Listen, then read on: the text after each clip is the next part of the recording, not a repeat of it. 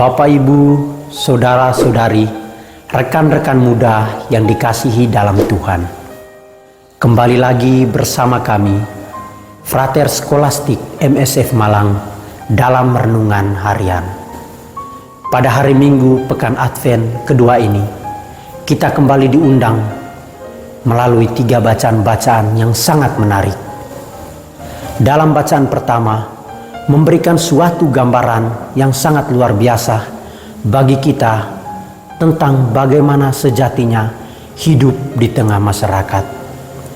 Tanpa kita sadari bahwa seringkali kita dihadapkan pada 2 posisi, yakni menjadi hakim dan dihakimi. Kitab Yesaya menggambarkan suatu keindahan tentang hidup, bahwa sejatinya kita mempunyai kedudukan yang sama di mata Tuhan, yakni segambar dan serupa dengan Allah. Tentang yang jahat dan yang baik adalah pilihan dari hidup kita masing-masing. Dalam gambaran ini, kita melihat atau kita mendengar ayat yang sangat menarik, bahwa serigala akan tinggal dengan domba dan macan tutul akan berbaring di samping kambing.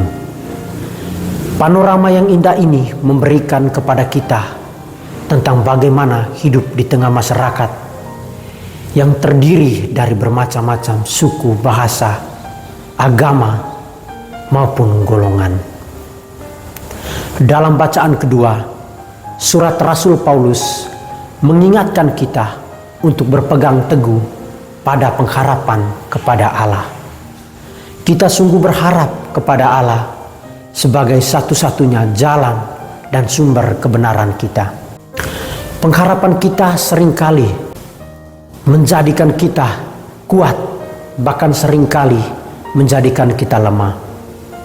Tanpa kita sadari bahwa dalam pengharapan itu kita sering marah, protes, kecewa karena berbagai banyak hal. Kita marah, kita kecewa karena pengharapan kita tidak sesuai, atau bahkan kita kecewa karena apa yang kita harapkan belum juga terpenuhi. Bapak, Ibu, saudara-saudari yang terkasih di dalam Tuhan, rekan-rekan muda, pada hari ini melalui Injil kita dipanggil oleh Tuhan untuk bertobat. Seperti seruan, bertobatlah, sebab kerajaan surga sudah dekat.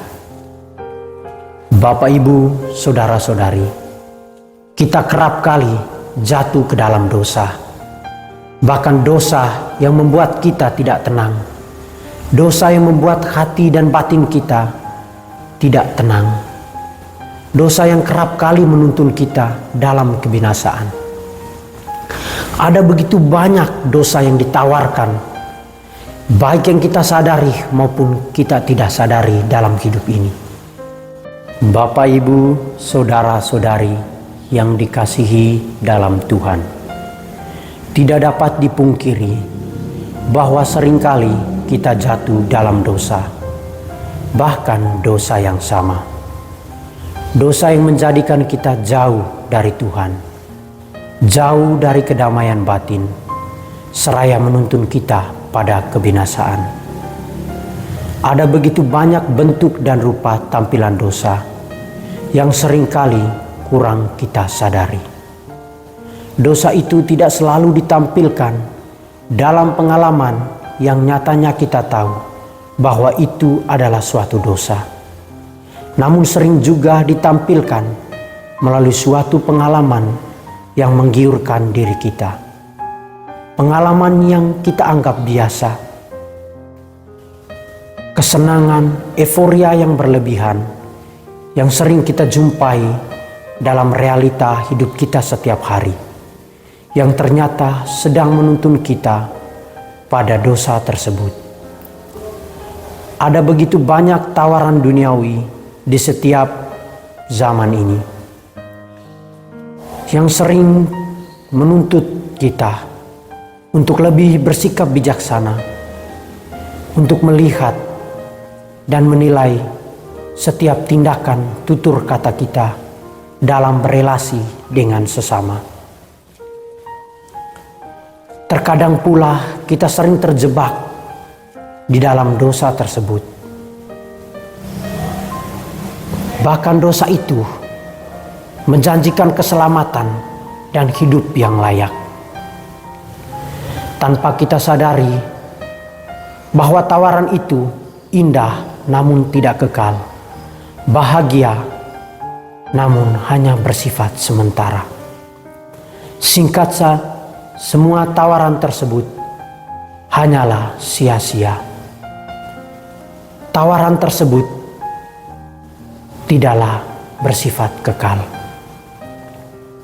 Seperti layaknya tawaran ular, tawaran setan kepada Adam dan Hawa yang menjanjikan suatu kedudukan yang pada akhirnya membawa mereka ke dalam dosa dan kebinasaan.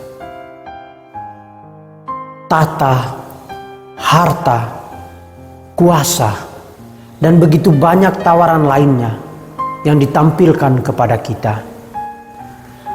Melalui 3 bacaan yang kita dengarkan pada hari ini, kita diingatkan untuk menjadi agen pertobatan, baik bagi diri kita sendiri maupun bagi sesama, bagi orang-orang di sekitar kita yang kita jumpai, melalui perbuatan kita, melalui tindakan kita, melalui respon kita terhadap orang lain, terhadap situasi-situasi di sekeliling kita.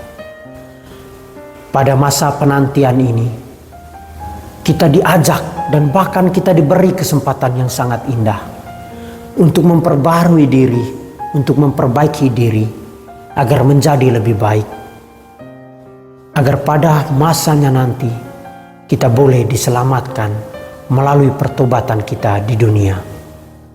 Semoga doa-doa keluarga kudus selalu menyertai kita. Tuhan Yesus memberkati.